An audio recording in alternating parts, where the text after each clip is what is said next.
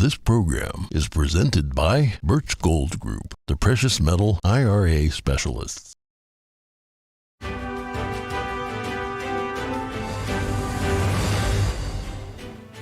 Good morning. In today's headlines, the White House urges Americans that want out of Sudan to leave now. Meanwhile, fighting continues to rage in some areas despite the extension of a fragile truce.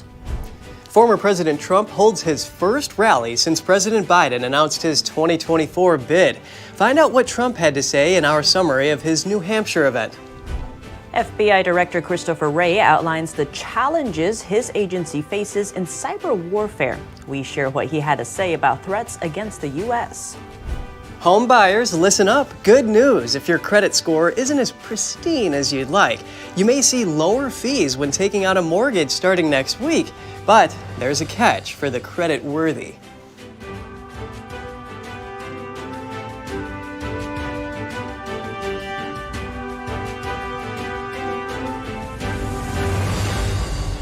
Hello to our viewers. Good morning. Welcome to NTD. I'm Kevin Hogan. And I'm Tiffany Meyer, and for Evelyn Lee, today is Friday, April 28th. I see you got that smile on, Tiff. Keep it up, because we got some tough news to break. Medical genocide, chaos at the border and in Sudan. But be sure to stay to the end for some relaxing times and a whale of a good time. All right, Tiff, kick it off for us. Topping the news today, 3 U.S. Army soldiers were killed in a helicopter crash yesterday. One is injured. The accident happened in Alaska near Fort Wainwright, where they're based. 2 Army Apache helicopters collided mid-air on their way back from a training flight.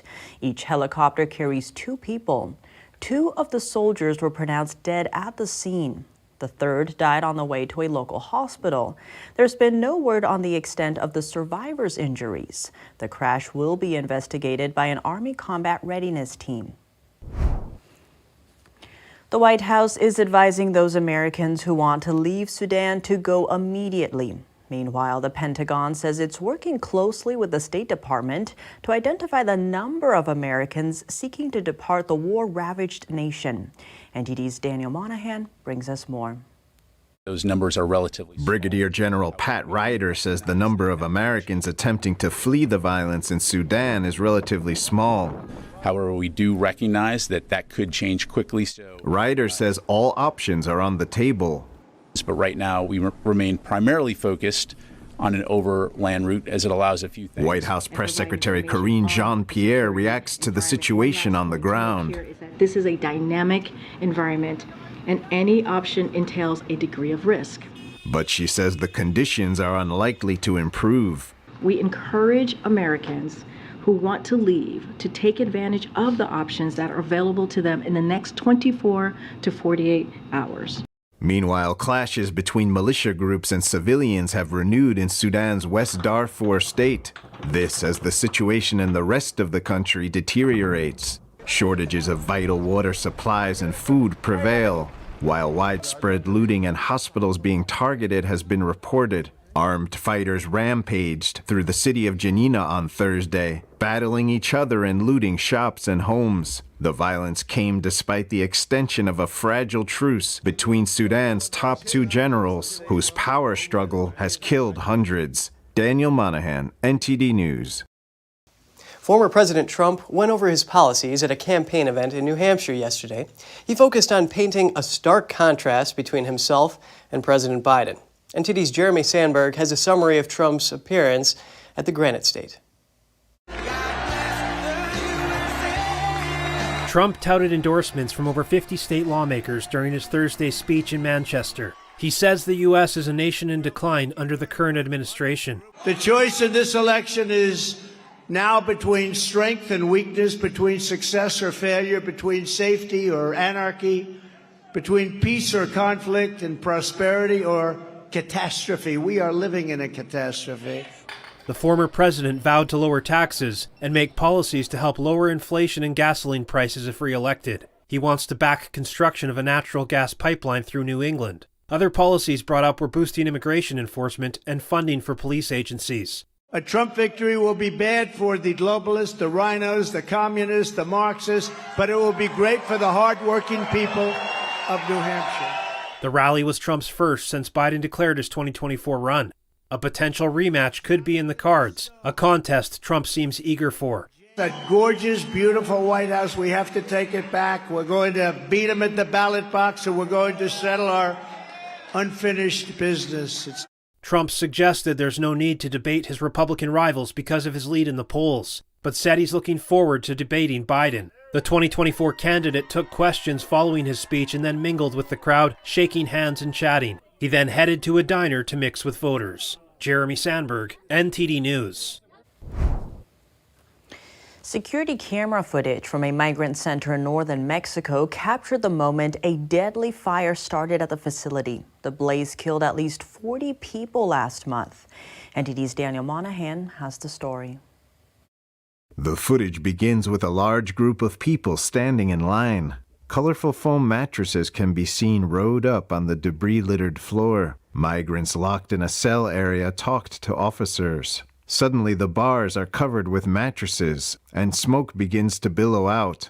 A separate shot shows women in a room with bunk beds as smoke begins to stream in. One woman can be seen putting on her shoes as others begin to panic and escape the room. The rooms are soon totally filled with smoke. The blaze was allegedly started by inmates setting fire to their mattresses. Authorities say they were protesting their detention conditions and looming deportation. Apart from the 40 who died, 27 others were seriously injured. A group of migrants gathered outside the burned exterior of the migrant center in a vigil for those who died. Paola Munoz discussed how she feels seeing the video. A sense of desperation in the video, wanting to be there at that time to try to help people. The migrants called for justice. Let all those who have to be punished be punished. Let no one go unpunished. We won't allow for impunity. The facility is used by Mexican authorities to temporarily house migrants who illegally attempt to cross the border. It is located in downtown Juarez near the Rio Grande River. Tensions were already running high between authorities and migrants before the incident, with shelters full of people trying to cross into the United States. Daniel Monahan, NTD News. Chaos at the border is expected to grow after a key immigration measure expires. Yesterday, House Republicans and the Biden administration each unveiled their own plans to secure the border. NTD's Melina Wisecup has the details on these differing proposals.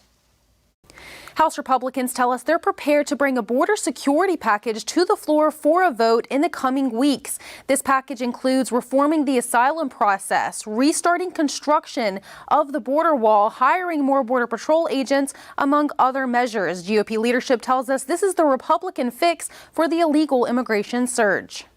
It deals with the unaccompanied alien children issue I just talked about. It deals with the Flores situation, deals with asylum, E-Verify, parole authority, and of course the Remain in Mexico policy. But Democrats aren't buying it, saying that this would create even more chaos at the border by essentially shutting down the asylum process.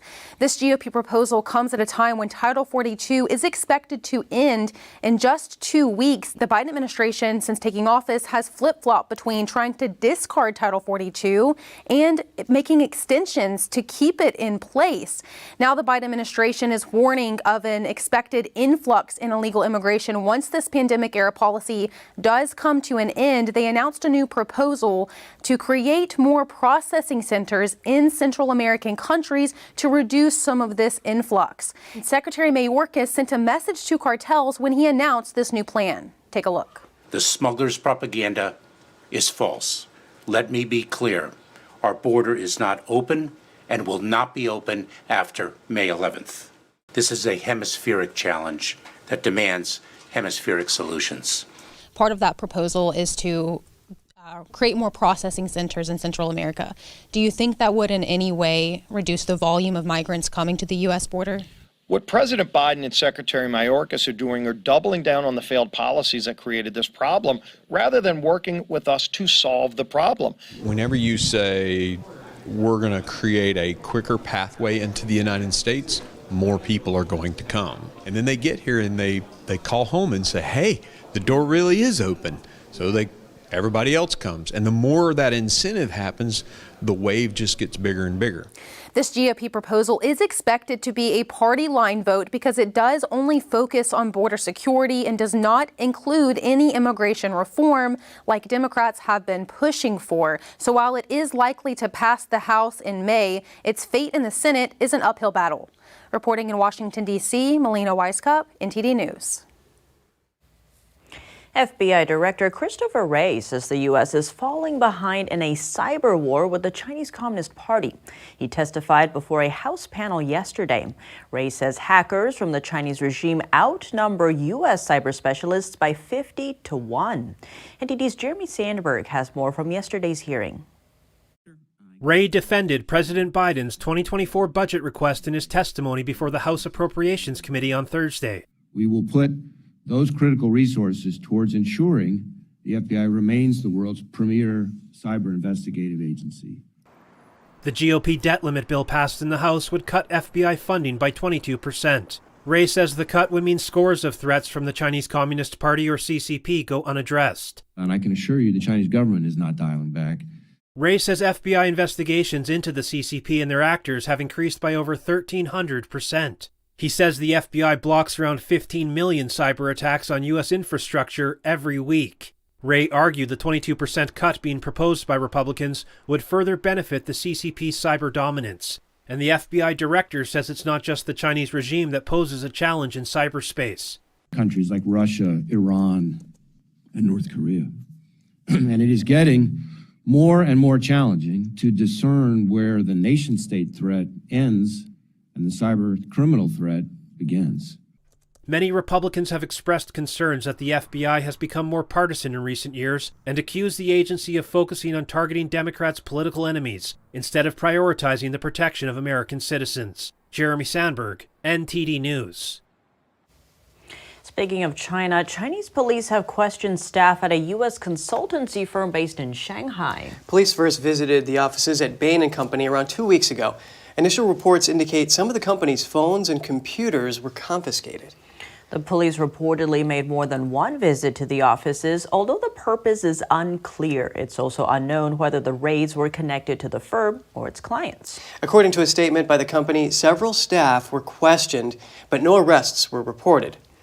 The incursion came in the wake of a raid at U.S. firm Mintz Group in Beijing last month and amid heightened tensions between China and the U.S. The American Chamber of Commerce in China says U.S. businesses are growing pessimistic about their prospects in the country. That's right.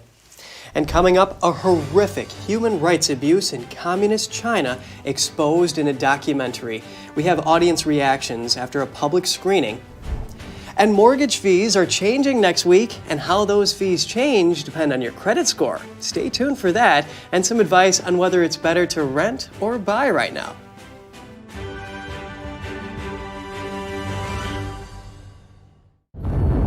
I was vaccinated because I'm a carer. I've had all three, and I have the flu one as well. As far as the government is concerned, I believe they are doing the best thing for the nation. I just thought it was better that I get it done. I wanted to protect other people. The COVID vaccine has been hailed as a medical and logistical success. It's claimed that millions of lives have been saved, but there's growing evidence that the jab can have devastating consequences.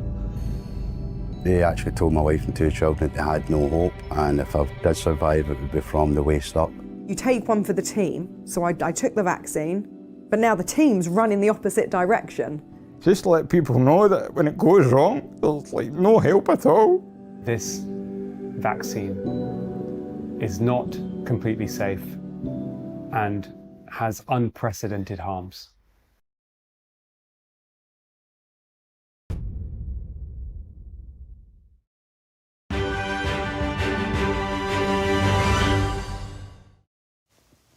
A horrific human rights abuse in communist China. A public film screening in Delaware raised awareness about forced organ harvesting. Doctors and students who saw the documentary said they are shocked to learn about this abuse. Here's the story. The documentary Medical Genocide exposes the Chinese Communist regime's practice of forced organ harvesting from prisoners of conscience. Those who saw the movie Wednesday at the University of Delaware told NTD how they felt. The horrors are just unimaginable, unexplainable. As the speakers rightly said, awareness is key. We've got to spread the word of what's going on. It's been too long. 23 years? I feel like it's a topic that I wasn't aware about that needed to be discussed more. It was very informational, and I feel like it should be taught more, like in classes and stuff like that. Like when I had a class that I talk about controversial topics in the world and everything, and they never mentioned this inside the class or nothing like that. I was very surprised to see just the sheer number of the forced organ transplant that's happening, and I'm glad that we were able to host this event, and I'm hoping that we're going to be able to host more events in the future to bring awareness to such a horrible crime. For roughly 2 decades, the Chinese regime has been forcibly extracting organs from living prisoners of conscience, mainly Falun Gong practitioners, to sell for profit. This has been corroborated by experts, witness testimony, and independent panels. Falun Gong, also known as Falun Dafa, is a spiritual meditation practice based on the principles of truthfulness, compassion, and forbearance. The Chinese Communist Party has run a brutal persecution campaign against practitioners since 1999. Millions of adherents have been detained, and an unknown number have died from slave labor, torture, and other abuses. It's very moving. I didn't realize the scale of the problem. I didn't realize that there were that many people at risk. And I also didn't realize how bad it is and how the American companies and European companies are so intertwined in this trade. And it's basically being sanctioned by every government and business globally. The documentary highlighted that China's transplant industry profits from people around the globe who travel to China for on-demand transplants. Those who attended the event say Americans can take action to raise awareness on this issue and help stop the abuse. I think what we do, and I've tried to do this on a small level because I'm just one person, we need to boycott China and stop buying from China as much as possible, but it's very difficult to do. So it is important, I believe, for the politicians to have these resolutions that make it public. I really believe that there are actions the U.S. can be taken that can make a difference, and it's going to be multifaceted. I think there should be no reason why we can't pursue angles such as with the legislation that was discussed, but also through insurance companies and through awareness of different companies that are benefiting and supporting this atrocity against humanity. Last month, the U.S. House overwhelmingly passed a bill to punish Communist China for forced organ harvesting. It would sanction anyone involved in the act and requires annual government reporting on such activities taking place in foreign countries. It's the first non-symbolic bill passed in the U.S. that counters the atrocity. Kansas passed a new law yesterday dubbed the Women's Bill of Rights. Senate Bill 180 defines a person's sex as their biological sex at birth based on their reproductive systems. The state's House and Senate voted to override the Democratic governor's April 20th veto of the bill. A coalition of right and left-leaning women's groups celebrated its passage. It gives Kansas lawmakers the authority to preserve single-sex spaces. Those include public restrooms, locker rooms, athletic teams, domestic violence shelters, and dormitories. The bill also creates accommodations for those born with sexual development disorders. And now in Mother Nature news, the upper Mississippi River is projected to rise to near record high levels as it flows through Minnesota, Wisconsin, and Iowa. Officials, however, are optimistic they expect to hold back floodwaters with a combination of flood walls, temporary barriers, and wetlands, especially if the dry weather holds out. The Mississippi has already crested in St. Paul, Minnesota, and La Crosse, Wisconsin, but it's days away from falling in some areas to the south. The high water comes from a quick melting snowpack in northern Minnesota. Major cities in Iowa and Illinois won't see the river crest until early next week, when it will take over a week to recede to more normal levels. In the Quad Cities area bordering the river in Iowa and Illinois, that crest is expected on Monday, making it the third highest flood ever recorded in that area. Are you searching for a home? There are some changes coming to mortgages. I wanted to find out how fees and interest rates are expected to change, so I spoke with the head of a lending group. Take a listen. Joining me now is Joshua Goodwin, the owner of Goodwin Mortgage Group. It is great to have you with us, Joshua. Oh, it's a pleasure to be here. Thank you for having me. Absolutely. What can you tell us about these upfront fees for loans that we're expected to see next week based on credit scores and down payment size? Yeah, so what the articles have been stating is essentially everyone's in panic, thinking that the higher your credit score is and the more you put down, the worse your rate is going to be, which is almost on points. And then the lower your score is, the less money you put down, the better your rate's going to be. So that's a brief summary of it. In reality, what is taking place right now is even with a lower credit score still, your rate is not going to be as favorable, but the cost for that rate. So let's just say before this change took place, they would have had 2.5% in points. Now, instead of 2.5% in points, it's 1%. So the rate is still costing, it's just not costing as much. So that money needs to come from somewhere, and who that does come from is, your 780 buyer putting down, 10, 15%. Their rate is going to be a little bit higher than what it used to be. I see. And what have banks done in response to this anticipation of this rule change? So the lenders, especially even for our institutions, these rules have already been put into place, and they've been effective, at least for us, and I know a few others, for over a month now. So for those that are looking to purchase a home, it's not a complete panic. I mean, the rates that you've probably already been getting quoted have that change already in effect. The 30-year mortgage rate right now for interest is about 7%. And forecasters roughly show that for a $300,000 loan at 20% down. Economists say this won't drop below 6% until the second half of the year. What do you expect here? And is it better to wait, or are we going to just run into a more competitive housing market? I mean, so for example, I'm in Tampa, Florida, right? So our market is still increasing. I think it's already up over 3% this year. So I'm a big believer in, if you can afford the payments, if it doesn't put you in financial duress, it is always better to own, because if you rent, your rents can increase as well as prices continue to go up.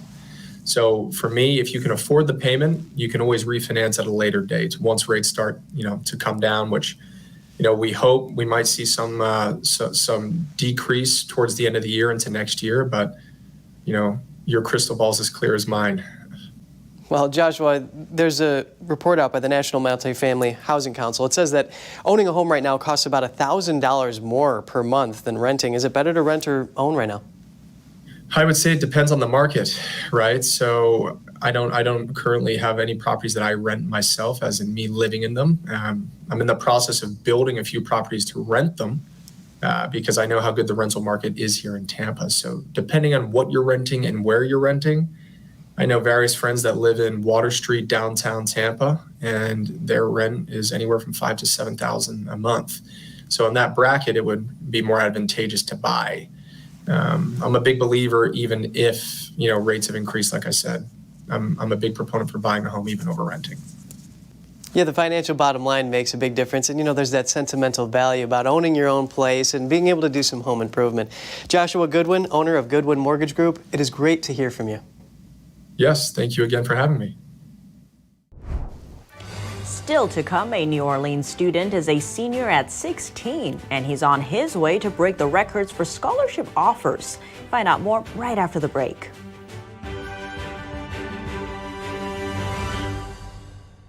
This is Stephen K. Bannon. I urge you to protect your savings from inflation by diversifying into a physical gold IRA from Birch Gold Group. Simply text the word NTD to 989898 and you'll get a free info kit on gold IRAs explaining everything.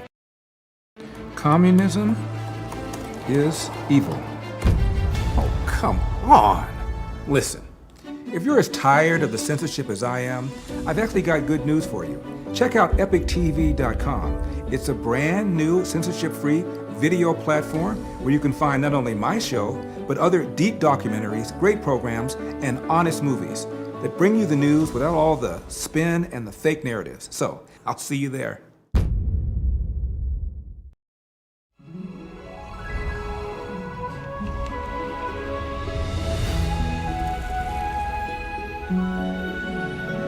Miss NTD, the first NTD Global Chinese Beauty Pageant.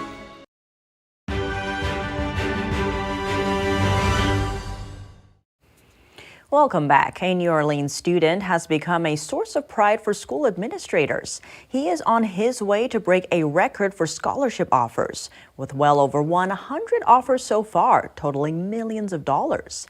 NTD's Cost Jimenez has the story. Dennis Malik Barnes of New Orleans is a senior at 16. With a grade point average of 4.98, he's earned 27 college credits, even before graduating from high school. But perhaps the most impressive numbers are his college scholarship offers. Very consistent. I'm very diligent whenever I put my mind to do something. Very persistent. And those are just characteristics that I've been told that I have. I mean, sometimes I notice it, but not necessarily. That's just me as a person. But I think that those are definitely qualities that have pushed me towards success. Dennis has received close to 130 college scholarship offers so far, totaling almost $10 million. But Dennis says his purpose is not to strive for a record. His goal is to find the right fit educationally, coupled with the best financial offer. I would love to get out. I really would. I would love to see something new. This is where I've been born and raised so far. I would like to venture out and get new experiences. Dennis says he plans to major in computer science as an undergrad, and he's thinking about law school. Cost Jimenez, NTD News. And Kevin, we are heading to the weekend. Yeah, you got that right. You know what I'm thinking? What? Spa day. Oh, okay. I've heard those are relaxing. Even though I've never been to one. Really? But I'm not the only one thinking of relaxing, because researchers in Australia have released some remarkable videos of humpback whales. They followed the mammals for more than a year and observed an interesting behavior. These whales are rolling on the seafloor to exfoliate dead skin and remove parasites. Scientists say it's important to maintain skin health.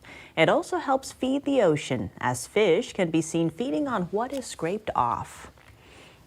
Wow, Mother Nature's spa.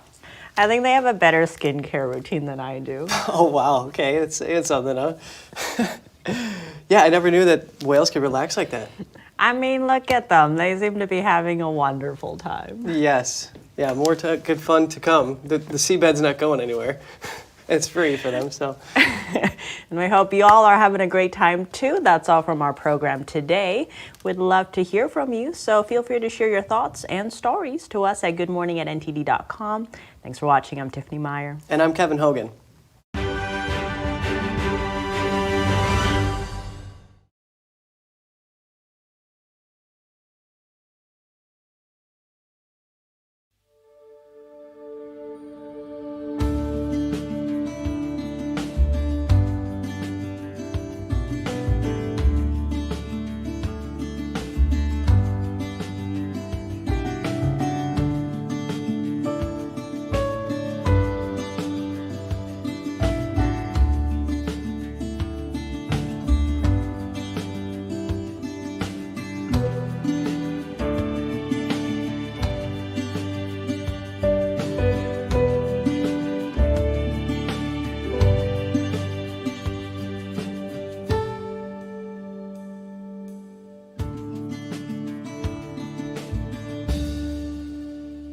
Thanks for watching us on YouTube. Did you know YouTube only keeps selective videos on its platform? So if you want to make sure you get the full picture, just subscribe to our newsletter.